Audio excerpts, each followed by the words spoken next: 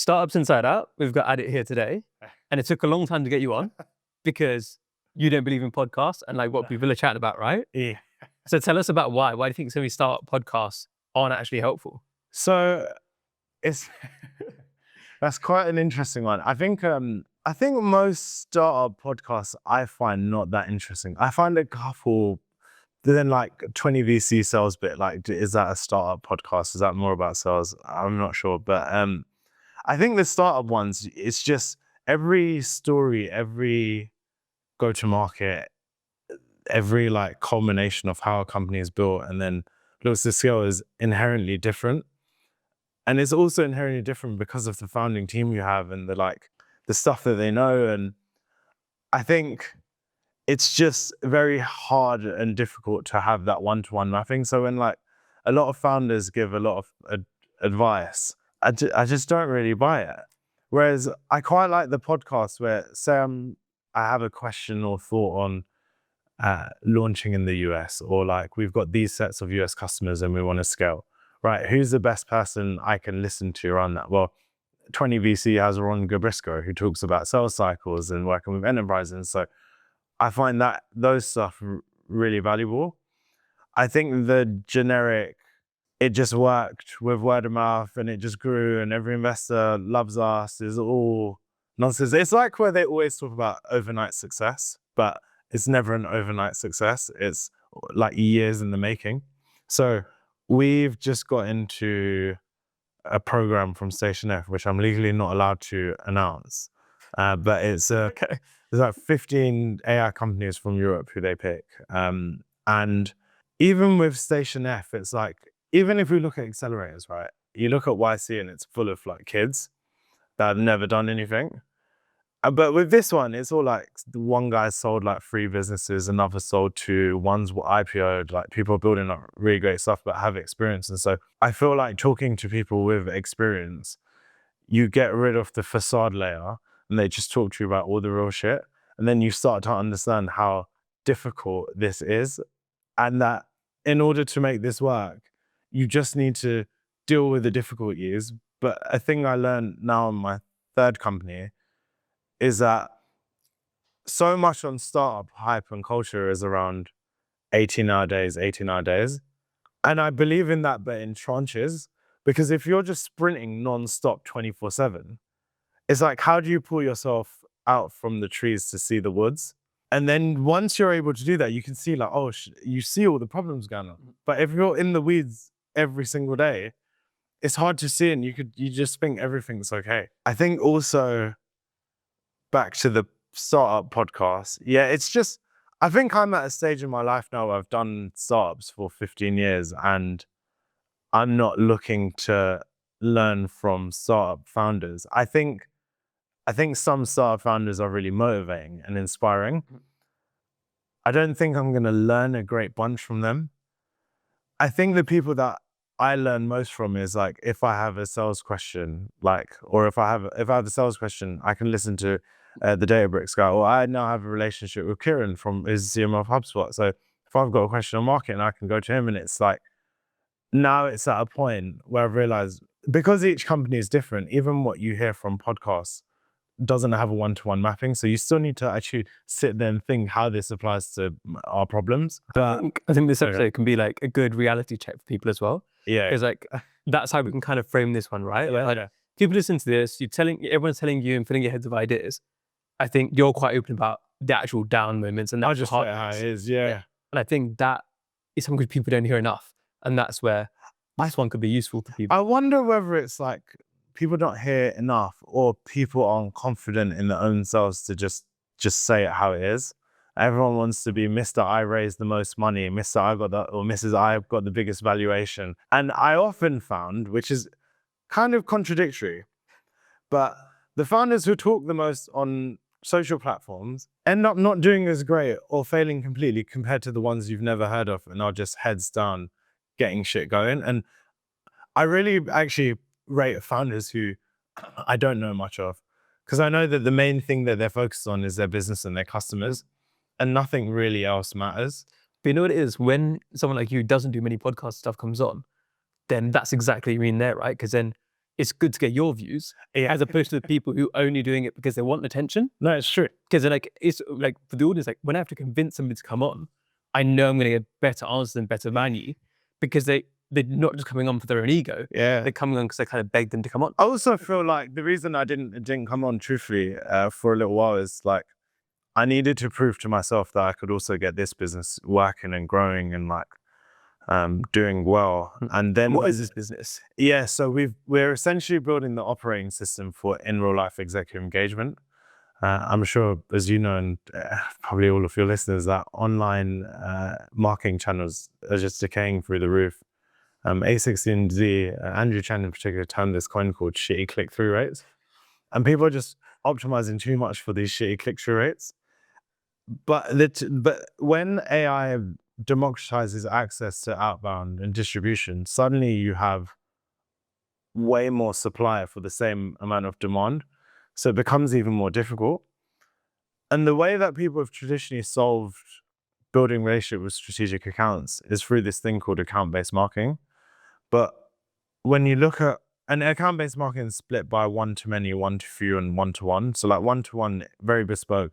I've done deep research on the account, the people, and I start to come up with a strategy to try and engage them over a period of time. One-to-few is what I call, what I see is what ABM platforms are now. And in fact, I don't think ABM platforms should be called ABM platforms. I think it should be called segment-based marketing, because people are targeting accounts based on which segment they fit into, which still makes people feel like one-to-many on a smaller level. On one-to-many is just hogwash. Most of the gifts end up in landfill. It's like, here's some hyperGTM pens and hyperGTM socks. Like, who really cares about socks and pens? Sometimes you need socks and pens. Some people send some really comfy socks sometimes. They do. I'm just like, look, I don't want to wear this, but it's actually quite comfy. They do. It's true. But it's like, you could have sent that to anyone. And I think if you look at that in the online world, it's like people follow the same template. Hey, I noticed you're hiring in this area. We've helped so-and-so, and they achieve these outcomes. Do you want to speak to me? It's like, you can really automate that to thousands of people. Yeah. But with one-to-one, it's truly at the essence of meeting the account where they are. And if the account means that so much to you, and AI is decaying the rate of these channels, the thing that always shines is high effort. And executives have always been engaging through offline means, so like dinners, roundtables, workshops, events, webinars, etc. And so the question is, like, can you engineer this serendipity? Right? Can you engineer the offline setting? And you can, to an extent. So one-to-one ABM enables you to achieve executive engagement. The challenge is it's just near impossible to scale because the unit economics really don't work out. Unless your contract sizes are like 10 million, 100 million plus, right? But when your contract sizes are just above 100K or fit in the 100K to 1 million mark, it costs on average about 40K through ABM to attack an account. It takes around 7 months to start engaging with the executive. It takes about 58 days to launch campaigns. What we've done is flip the model on its head. And so with a set of AI foundations, you're able to we help our clients get in front of execs in under 4 weeks. We launch campaigns in under 14 minutes, and it costs $4,000 compared to 46. So just on that alone, that's how we've been getting a lot of traction in terms of SQLs and also ones which are converting to customers. And it's gone from 0 to 880K annualized revenue from September to December. And it's only increasing. I think what we bring is that sense of like joyful selling and relevance, and ultimately getting two people to smile with one another and conversate. So we managed to get in a sales cycle with Databricks in under 4 weeks, from cold to meeting with the CRO to meeting with the CMO and VP demand gen. And we're a startup in London. Like and through the ABM, it's like within that 4 weeks, he messaged me saying, "You're one of one. I don't go back to any." And so what our agents did is an example. So we focus right now on events, in-person events, and hyper-personalized gifting and direct mail. And direct mail isn't new, but I think what we offer is it's just as the market has shifted to having agents, and also the fact that economy is like worsened over the number of last years through numbers of countries. You have local suppliers as side hustles where they're building, I don't know, personalized maps and selling it on Etsy. And you have millions of these suppliers globally. Yeah. And so our agents take an account, say Databricks, it will then pull out all the buying committee. So your CRO, your CMO, your VP demand gen, VP of field sales, etc. And then it will run insights on all of them. And so take the Databricks example. So mapped out the CRO. And then from the CRO, it pulled out insights, personal, professional, anecdotal, etc. But the agents found he once built a business with lifelong friend and rapper LL Cool J.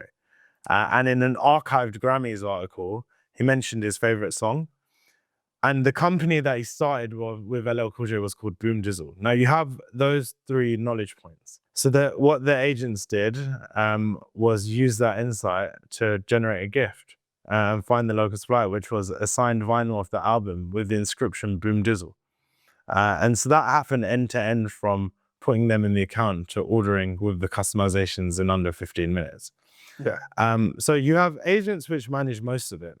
You have humans which look through the insights, that click the generate the gift and add the customizations.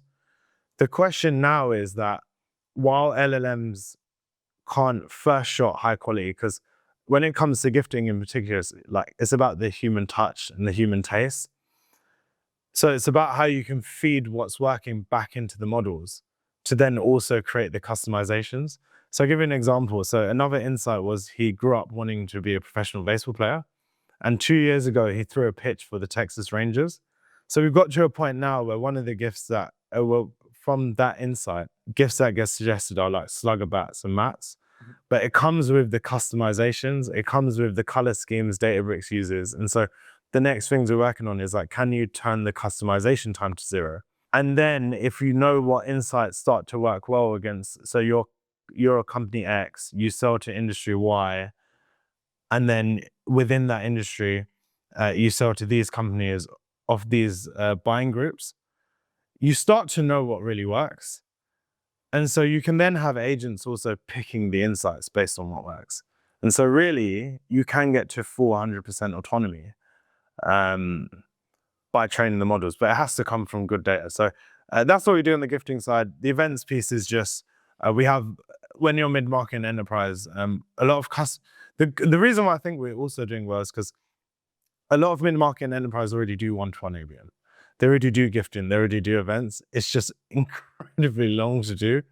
And so on the event side, we'll take the speakers, we'll take the attendees, but we'll qualify using natural language. So if you're an FX provider selling to real estate houses, you want to make sure that they sell properties over $1 million. You also want to make sure they sell properties in locations that likely have foreign investors. Now, previously, if you were to do that, you'd have to go through each freaking person, each account, make all these checks, whereas now the agents run it. And then we send outreach to book meetings for breakfast, lunches, coffees, dinners, roundtables, even roundtables using the AI to bring the right people together. You said as well, like how you would blame this podcast until you knew that this company is working, right? Yeah. And you're a serial founder. You've done this before. And you said, I think it was September to December, you said 0 to 880K. Yeah. Right? What was it that made you doubt that you could do that? Or what was it that turned that doubt to like, no, this is working, I'm in the right position? So I'd say, and if any friends listen to this, they will know, or people that know me. And it's interesting, my first co-founder, there's an article on this actually from years and years ago, and he mentioned working with me and stuff. It was like, when I met Adit, I thought it was just full of BS. So I talk a big game.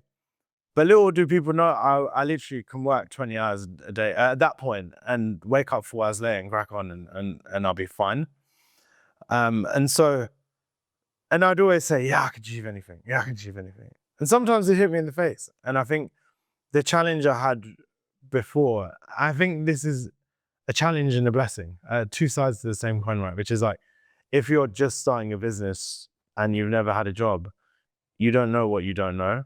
And so you can really just run right. I mean, we had no right at 22 starting Lingumi, teaching kids English, and it scaled rapidly in China, Taiwan. What do I know about China and Taiwan? But if I wasn't young, dumb, and naive, I would have opted for the lower hanging fruit mapped against the biggest potential.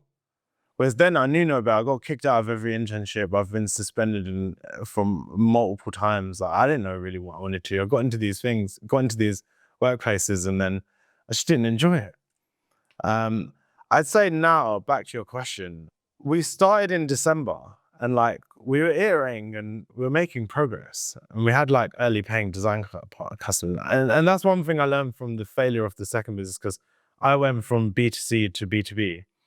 And then I thought I knew it all. And then I didn't know it all. I thought product trumped everything, and it really doesn't.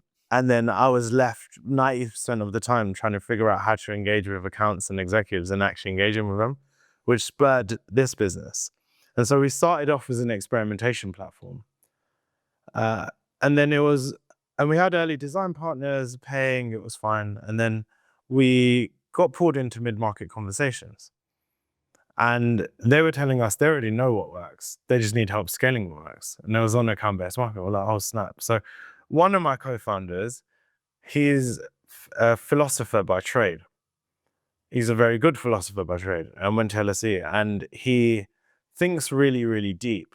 He went to Umrah and he came back and he was like, bro, I think this is the one. The ABM stuff is like, I had a look at like the amount of time it was taking to do things, the amount of cost. It was like, we can literally rewrite the scripts. He's telling me the numbers. I was like, this is absurd. Someone's going to look and laugh. I was like, look.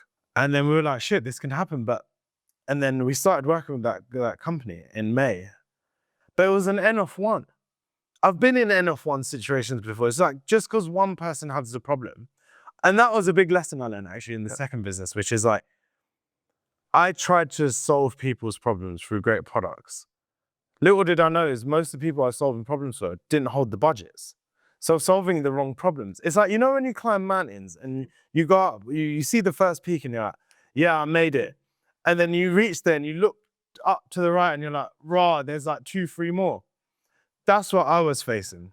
And I think as a result of the learnings from the second one, it was like, okay, cool. This is an N of one. Do other companies have this problem? And we were using our own platform to start, like we were building it for this customer, and then, all right, we could use this. Like, why don't we just use it? It'll speed up the timeline. And that's how we got Databricks. I was like, oh, okay, cool. Can we get others? And we could at a great pace. And we started to then develop on our ICP, like ABM, who does that most impact? All right, VP of Demand Gen and Field Marketing. All right, okay, so if you have a decision maker who sits in marketing and a decision maker who sits in sales, what does the economic buyer actually give a shit about? Because if this economic buyer don't care about achieving this, it don't matter what problems this person has, they ain't gonna pay for it. And then we started speaking with more economic buyers and realized that this problem is so imminent. And it's like even people who run tons and tons of ads, and there are now AI agents for ads. But even that, it becomes a zero checksum game, because if you take that micro and then you look at the macro, it's like AI has really democratized the amount of supply that can go out, but for the same number of demand. So it means that even if you're optimizing for ads, the macro is going down. So you're still going to be going down, even if your campaigns look like they're working more. And so I think it's a case where people are really, really realizing in real life relationships like matter the most. It's like what me and you do in connecting now, right? I think that's only ever going to grow. And I can't see a future world where AI does 100K plus contracts. Now, I do see a world where AI can talk to LLM1, can talk to LLM2 if it's like $1,000 a month product or £500 a month. But when you're talking 100, 150K, 200K ACVs, and ours are about 220K, no one's going to fork that over immediately. Yeah. And then it's also understanding, like, if enterprises and mid-markets have been swarmed with software, so I get so many questions asked on prospect calls, which is like, how long is this going to take to onboard? And when I'm like, you don't need to onboard. You don't even need to integrate. Wow, when can it start? And so I think we are now, as a result, moving into an outcome-based world. People don't want more software. They just want you to get the damn action done. Yeah. Whether it works or not is irrelevant. So like we charge a managed agent fee, but we also charge on the success of the meeting booked. What's also been really great over the last couple of months, which is now, again, we're confident coming here, is I think we know when a company is brought in front of us, whether they're going to be the right customer for us or not. And we also find that like the later stage companies, they don't skimp out over price. It's like they kind of want things to be expensive because it shows high quality. Whereas early stage companies, they skimp over every penny, rightfully so. But we've had a few pre-Series A, even pre-Series B companies want to use us, and we just said, it's not like you still need to prove your channels. Yeah. You can't use this unless you've actually got product market fit. So like Zoom Info and the about to close, and a few other big ones. Everyone knows them. So even for me, it's like talking about lowest hanging fruit, biggest opportunities. If I can just help them land a great first impression, of course the call's going to move forward. Yeah. So that's what we're leaning on. And I think what I've learned over the last two businesses is to be able to look at the macro and micro. Because you can just look at the macro, but if you don't know how a company operates, it's like I presume VCs get this operating system play all the blimmin' time. But if you're pitching this operating system play as a first-time founder and you don't have enterprise experience, it's like you must be out of your mind. Because a company is already set up this way with all these tools in place and all these people. To say that you're just going to remove half the organization, you got another thing coming. And so it's just about, like a chess game, like you start to play your positions and then your strategy and you make your moves. That's how I think enterprise and mid-market play will take place. I think sales cycles will naturally take longer, but they will only take longer if you don't have a way to show value really, really quickly. And so, but this is, again, going back to your first question, why I don't listen to startup podcasts? Because what can work for one will not work for another. So I'll give you an example. Invisible Technologies in the US. They're one of the biggest companies in the US that probably haven't heard of. And they work with the likes of Meta, OpenAI, cleaning their data, basically. Big, big business. They said they do 4 weeks of complete free work for that customer, for that prospect, and then talk about proposing a deal afterwards. His view is that you should prove value straight away. Now, if you talk to most other people, they'll be like, no, you have to charge, you have to charge. I sit in the camp also that if you're going to do any work for someone, you have to charge. But here's someone who's built a near $100 billion business of not charging up front. So I think what people should do is, everyone looks for the golden nuggets, right? It's like trading. Hello. I hope you're enjoying the show so far. I'm Amardeep Parmar, co-founder of BayHQ and the host of this show. For those of you who don't know, BayHQ is the community for high growth Asian heritage founders and investors in the UK.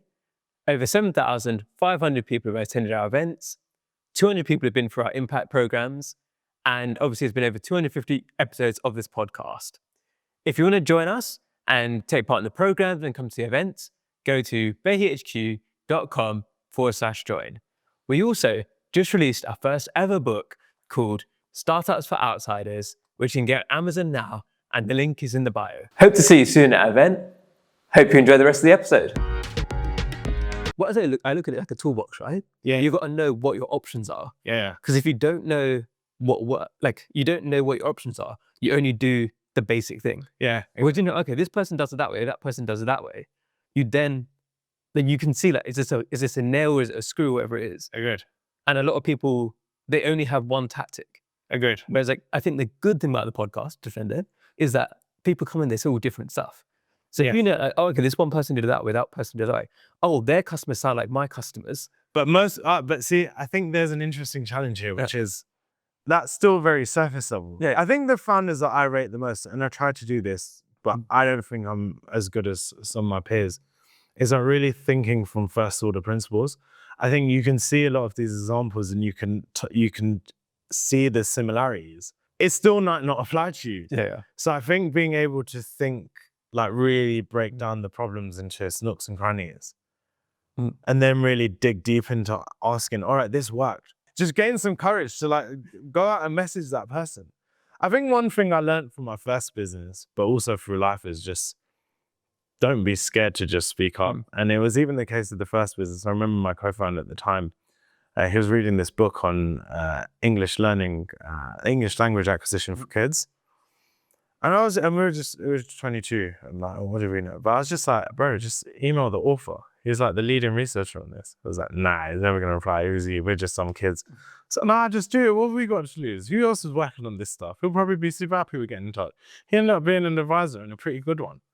And helped us structure the early efficacy of the first business. So I think that's, speaking of advisors, this is one thing I think very useful for first-time founders, which is if you haven't done something before, or there's this pot at the end of the road, and you see someone that can take you to that pot, oftentimes it's such BS. Like I've had advisors come to, like we worked with a couple of people for like 6 months. They promised the world, delivered nothing.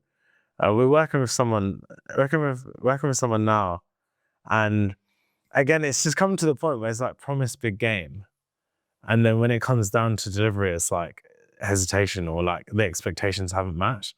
And I was speaking to Kieran, and he's quite interested because obviously we have a go-to-market platform, and we've generated all the customers from our own platform. And so we asked him the other week, it was like, oh, what other GTM plan should we consider? Because, you know, some people have successes with podcasts, and some people have success with inbound, some do have success with performance ads, and it does give good ROI, and shout out you. And it also got me thinking that because executive engagement, like as a self-agent services, call it, is a new category. No one's kind of gonna know more than us. So if no one's gonna know more than us, we better experiment fast enough to like get it right. Advantage as well. Yeah, and it's kind of interesting because the analogy I use, like one-to-one ABM people might look at me and be like, who are you? But I'm trying to take what was a horse to a car. Like if people just riding horses and you just ask what you want, they'll just say a faster horse, not a car. So I think that then goes back to first order principles, and also trusting your intuition, trusting your gut. When something feels wrong, it's probably wrong. When something feels right, it's probably right. And it's almost like that meme, the L curve. Yeah. It's like you probably know the answer. Let me check all these things. You probably know the answer. And so I think people should spend, and I don't want to sound like a therapist, but people should spend more time digging inside than looking outside for answers. And I think if you have something tactful and specific to us, so like if I had questions, so in about Q2, mid Q2, early Q3, we want to set up a podcast. So I think brand could be really great. So of course I'm going to ask you questions on it because it's tactful, but to know if I need one, I need to be doing the work inside on my business to know if it's right for the business, rather than learning about 100 different ways to grow your business and then pick one. Yeah. But it's like, I tell a lot of people not to do a podcast because it's like, a lot of people do it because they think they should. And it's like, then if somebody asks me for advice, I'm like, are you sure you even need to do it? Yeah. Exact question. But going back to that kind of therapy point there, right? So people might not know that we went to the same school. Yeah. So I think you're a year below me or a couple of years below me, right? Below you, yeah. And we both come from like a background where it's not typical in startups, right? That we grew up in a certain environment where people acted in a certain way, that we couldn't say some of the stuff we said at school because we wouldn't be able to say it in a public environment and stuff. Yeah. And well, to be fair, I said it, I just got in trouble a lot. And I think you got in a lot more trouble at school than I was. Kind of a good kid. I think you had over 3 years. Right? Not, yeah. And then I guess it's looking at people listening who were that same environment as you, right? They were from this place and they were getting in trouble and stuff like that. How did you kind of harness that and actually like direct it towards something like a business as opposed to just getting in trouble? That's such a good question. I have to take it all the way back. So like in primary school, I had a teacher wash my mouth with soap because I swore at her. I was basically a really energetic kid that didn't know what. You're allowed to do that. They're really not. I won't say a name. She might not even be here right now. She was quite old at the time. Yeah, anyways, in primary, I got bullied quite a bit. And I remember once I went to use a toilet. I remember this clearly. I went to use the toilet and teacher pulled me out, was like, you can't use it. And then she washed my mouth. So then I went to the changing rooms to get changed over a class there. It was a lot. PE was the lot. I remember it was the last session of the day before breakup. I needed to go piss. She wouldn't let me go piss. I went to the room, tried to get changed. I was like, you know what, can I make it to the shower? Couldn't make it to the shower, so I pissed myself. Then school had finished, so the year above came out, and then I'm getting laughed at. So 4 years I got bullied. I had one good friend, David, who like proper stood by my side. That was cool. But then I got into year 7 and then I had a monobrow. So I got rinsed for that. And then it just got to a point I was like, fuck this and screw everyone. Me against everyone, come.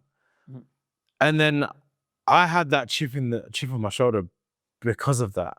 But on the flip side, I also had a family home where my mum started her business from one room in the house, and then that grew to 1 salon, 2, then 3, and then back down to 1. We lost everything. But it's when I was younger, seeing like how customers would come to my mum and be super happy in return, and they'd bring me chocolates the second, third time they came around, and I was like, oh, this is great.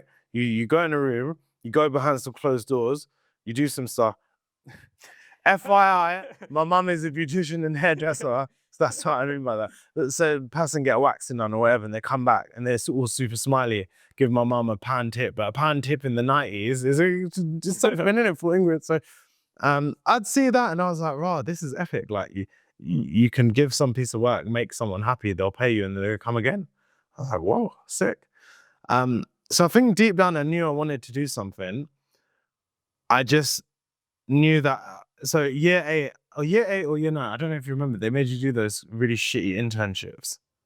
You had to pick a place to work for a week. Maybe it's year 10. Yeah, 10 a bit later, yeah. Yeah, I think it was year 9 or maybe one of the two. Yeah, I ended up working at Curry's, PC World, and they made me like axe. They had a saw, right, and we'd have to, under each product you have the holder, right, where it sits.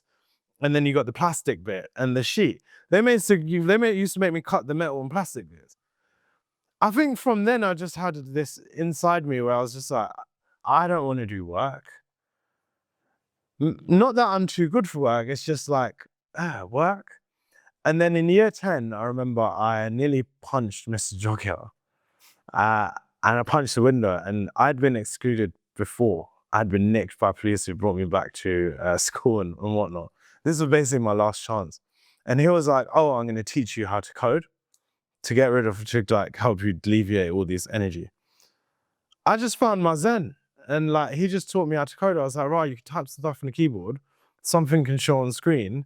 You do it a bit more and then the screen becomes interactable, and then started building booking systems and I got kind of hooked. But in year 12, because I'd gone through all the stuff growing up, I'd done psychology first year, 6th form. I just found how the brain worked, and like where I was, I felt like I wasn't normal. Didn't even feel normal in Ilford County. I was like, there got to be something here. So I started doing all the readings, and I was like, oh, this is really sick. Like how people operate based on their brain movements and how they become people who they are and how they talk to one another. I was just like, this is epic. So actually, if she had predicted me an A, I probably would have done psychology at uni or wanted to try to.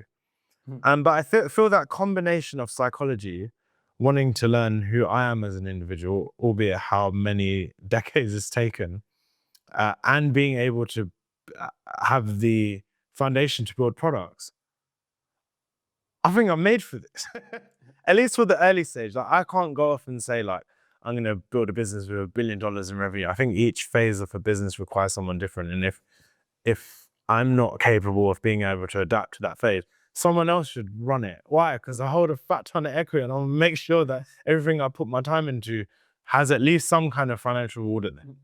But for now, I think because my life has been so chaotic, early stage businesses are so chaotic. Well, I love it. I think the difference is like from being nearly 33 now to like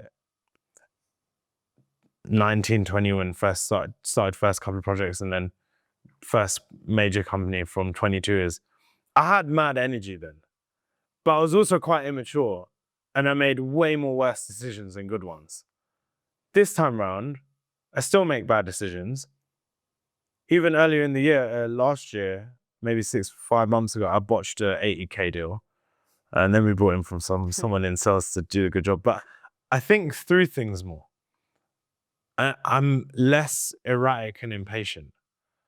But I know when I want something, I can go and get it. So I think that the lesson I've learned, which is why I kind of hate the online talks of like work 18 hours a day, every month, 4 years with no break. I just think you'll end up making worse decisions. I think you can do it in sprints. So like we're fundraising now. I'll be doing it in sprints, right? So like the next 4 or 5 weeks will be intense. There's some periods where I finish at like 6, 7 and I chill with my wife and that's great. Other times I'm working till like 10, 11 PM and then up at 6 in the morning. Well, it's life. But I feel like with this business, it's like that Ikigai thing with the 4 pieces. I feel like my alignment is here. Yeah. And everything I've learned is now. When you're younger, and you said like you're more erratic, and like, how do you think that Lingumi worked and like did well even when you had that kind of erratic side? Yeah. Like, how did you? I had one co-founder. We're equal in the business. I wasn't the CEO, so he could do the thinking stuff. And like earlier, it was like going to parents' houses, testing the products, and like going to nursery homes and testing the product and fixing bugs. And with coding, it was very 0 and 1. It either works or it doesn't. You're trying to get to this goal because it does this thing or it doesn't do this thing. You've either met it or you haven't. That my monkey brain could flick on and off, right, we need to achieve this, don't stop. This time around is really different because I'm not engineering. I've never been a great engineer. I've been good at Googling and Stack Overflowing back when that was a thing, but I've never really been a great engineer. So when we hired 2 engineers in our CTO, I think I was also, as I was building that business, quite scared because I hired really great people, had great credentials. And in my head, I was like Mr. Me against everybody. And everyone's Goliath. Well, when you think everyone's Goliath, you need to also work with people. So everyone's Goliath and you're this little David. You start seeing your team that way. Suddenly that causes friction, all sorts of malarkey. I think the other thing which I learned in Lingumi is like 3 years went on. I was sitting in an office we had in Cambridge Heath. I was just like, what is my life? I'm just doing this shit every day, non-stop. Like, I don't know who I am. I just completely broke down. That's when I started doing therapy and stuff. And it helped a bit. But I would always, I'd do well and then I'd revert and make the same mistakes again, personally and professionally. I'd go out too much, I party a bit too much, I do this, I do that, Whereas, because I've had losses, and Lingumi, we had the opportunity really to build the next Disney. It did not turn out that way in any means, shape, or form. We should have also sold like 2 years earlier. We would have made way more money, but we didn't. I think now is the time where I also feel like I have a point to prove that I can build a sustainable, good, growing business with the right people. And I think also there's some models of like, YC has like startup school and just meet your co-founder. I don't even know about that anymore. Like EF brought me Lingumi, great, but like me and Toby were totally different people. And I think that works. I think you need different people, but I didn't really know him deep. Whereas with my co-founders now, Rash and Mo, like I've known Rash since 18. I've known Mo for a number of years. We know how each other move. We know each other work. We're all great at different angles. Like I'm super fast paced, but it means that I can probably sign up 100 customers in the next like 2 weeks, but I'll lose them in month 2. Whereas Mo makes sure we go through the details and retains them. I also know where my strengths and my weaknesses are. So like I can do better at being super detail oriented. I'm not. But when it comes to mid-market and enterprise deals, and when it comes to people who have really big problems, they need to know you understand the problem. But how can you understand the problem if you don't go deep enough on it? And then how can you map a solution to the set problem if you don't go deep enough on it? So that's where we brought in Jason, our GTM lead. And Mo was helping me with the AE stuff while doing the product stuff. And then Rash does all the tech and code. I copied all his coursework at school. And so just feels like the right team. Like Ahmed is Mo's nephew. He's a DeepMind scholar. My wife does the gifting. And Jason's known Mo for a very long time as well. So also a bit of an interesting one, right? They talk about family versus sports team. I think this is more of a family setting than a sports team, but we hold each other accountable to sports team levels. Yeah. So like, I know if I make the same mistake twice, Mo and Rash are going absolutely ape on me. And it's not comfortable. Because I sometimes don't take feedback well either. Like, people can say stuff. Like when I lost that big deal, right? I couldn't take it at all. Mo and Rash sat down and told me all this stuff, and I was like, nah, no, it's them. And then actually deeply, I was like, nah, I totally crashed out on all this stuff. And it's fine. As long as I don't make the same mistake twice, then. What's the dream for this? Because you said that you want to prove yourself. What would proving yourself mean? Like, what would you have to do? So I think proof isn't an endpoint. I think proof is the current moment of the process. Like for me, are things going to the best that they can on the professional angle? Are they going best that they can on family angle? Are they going best that they can on personal angle? And if all those three align, then great, I'm complete. And whether this turns to $1 billion revenue business, $10 billion revenue, 100 million, 10 million, I know if it's aligned and I've tried my best, then that's all I can ask for. Like, I think in the first business, it was like, I have to make it. It's either this or the world. But it's me who's created these entities, along with others, of course. But I've been a big part of each. And so, yeah, it's a tricky one. What we're doing as well is we're getting people on 2 years later after they come on, right? So if you're sitting here again in 2 years' time, what would you love to say that like that's where you've got to? That's where hyperGTM is. All right, so there's professional targets and there's internal, right? I think like this year we can prove that we've got a scalable machine here to next year really own the category. But we're growing quite well in UK and US, and we got into, well, I can't say, but we're part of a really big, well-pronounced program, and they're going to help with EU instructions, customer-wise, fine. But the biggest markets for ABM and gifting is in Japan and in MENA, where it's very much relationship first. I think this is prime for this. So I think if hyperGTM can scatter across the world, doing ABM well, also helping loads of local suppliers make more bread, and we're doing well as a business with hundreds of customers, then great. Like, do I want to build the next Salesforce? If it happens, great. But I'm more trying to take things a week at a time now than think like 10 years ahead. I think like there's a place and time for it, cool. But I think people spend way too much time on it. And it's like, even when I read fundraising updates, it's like from articles and stuff, I find it funny because it's like, you've raised this pre-seed or seed for this big vision. It's going to take you at least a decade to get to that vision, unless you're a very, very rare case like a Lovable, for example, which fair enough. Little do people know that he'd started stuff previously which led up to that bet. That's probably another discussion. What's the internal side? The internal side is like a really strong relationship with mum, dad, partner, friends that like we're still meeting and having a joke and a laugh and still feel connected. I think for me, it's finding that sense of peace. But I wonder how peace aligns with someone who wants to sprint 24/7. So I think finding a bit more balance, but what my version of balance will be different from others. Like my version of balance is like go absolutely apeshit for 4 weeks and then take a week off. Yeah, maybe in a couple of years starting a family. I don't know. I feel like I'm ready, but at the same time, the old Adit is like, nah, man, you're not ready. Let's go do this, this, and that. So I think fighting a few internal demons. But if you had met me years ago, I'm a lot more peace now. But where I feel like I've developed a lot, it just means the bar gets even higher for what we want to become. So it just becomes a never-ending BS cycle where you want to get somewhere. It's about being in the present moment. You've achieved it, but then you want to achieve more, or you know that the business is here, it's doing all these great things, but you're not at thousands of customers. So it's like, how do we get there? But then when you're at 1,000, it's kind of like, how do we get to 10,000? And then I think just newer problems come. So I think I'm also coming to understand in life that problems are just always going to be there.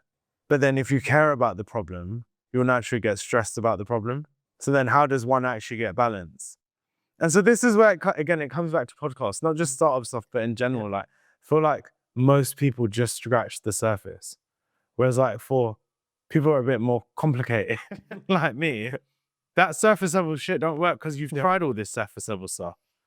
You know what? I would say, like, most of the people who say the surface level stuff, it doesn't actually work for them either. It's just a simple story to tell. Yeah. Because it's the other thing, I think there's a lot of people who, they simplify things because simplifying it is a story that they can lie to themselves about. But then I think there's a few people I think, okay, they seem at peace. A lot of people that might come on here and they might say about how things are going so well, but I know off camera that other stuff is happening. Yeah. That's the challenge, right? Agreed. But we're going to go to quickfire questions now. So first one, who are 3 Asians in Britain you think are doing like amazing work right now? And you're going to shout them out. Okay, so I'll class these 2 people as one. I love the guys at Rank Ventures and Christian Rajan. Unbelievable human beings that are just ridiculously clever. I think the first time that I spoke to Ankush, I left feeling inspired. Like, this guy is so thoughtful and so deep as a thinker. I need to up my game. And I started to from that point. So those are 2 in one group. I'll say you and Gervir are inspiring, simply because back in the days, being Asian wasn't cool at all. And what you've created here is like, it gives people like me to have us like, we're like, oh, right, there are others like me out there. Sick. Love that. I'd say just because it's top of mind, my mate Venkat, who just raised the round, raised 3.5 from General Catalyst. But like, little do people know, like, that business failed. I met him for dinners. He was struggling, bears. And to see like the resilience he's put into, he literally last year, literally early last year. No, it was a year before, He was like, I'm going to make it happen one way or fucking another. And when you see people when they're trying and it's not coming, they quit. He didn't quit. And so when he told me the story today, like he sent me the fundraising, I was like, bro, mega shout out to you. Most people would have quit a year before. So I'd say those are 3. And if people want to find out more about you, more about hyperGTM, where do they go to? You can go to hypergtm.com.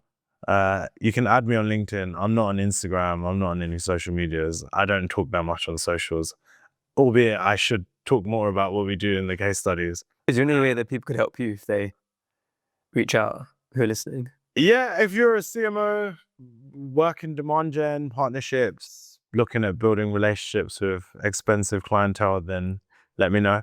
I can help. If you're running large scale events or attending events to go-to-market motion, I can help. Otherwise, if there's people in the audience who are struggling or first-time founders, just hit me up. It goes back to the point on help. It's like, help is often one you can find in yourself. I think tactical introductions, I'll just speak to you and go over it privately, but from the audience, more so, look, if anyone's struggling and needs help, then I'm here to talk, for sure. Awesome, man. So that's the end of this, but thanks for coming on. All good. Any final words? No, just for anyone who's struggling out there, it does get better. For anyone who is neurodiverse, use it to your strengths, but then also understand where your natural weak points are and either hire it in or focus on something which exudes your strength. So like, people who have excess energy, go run riot in sales. If you're super resilient and you've got ADHD, you'll become a superstar in sales. But then you've got to try and learn how to listen a bit more for feedback and this stuff. So if you're coachable and neurodiverse, the world is like ripe for opportunities, irrespective of what most people may say.